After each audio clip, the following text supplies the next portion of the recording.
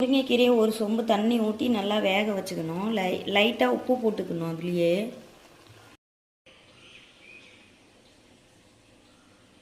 முருங்கைக்கீரை சாதம் ரெடி பண்ணுறது எப்படின்னு ஒரு சின்ன டிப்ஸு.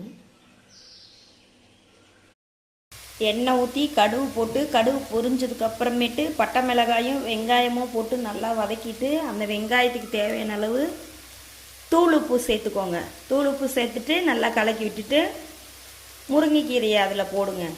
நல்லா வேக வச்சு தண்ணியை இருத்துட்டு முருங்கைக்கீரை வச்சுக்கோங்க. அதில் சேர்த்து முட்டை போட்டுருங்க. முட்டை போட்டு நல்லா வதக்கிடுங்க. நல்லா பொழு பொழுன்னு வர மாதிரி வதக்கி எடுத்துட்டு ஒயிட் ரைஸ் இதிலே சேர்த்துருங்க.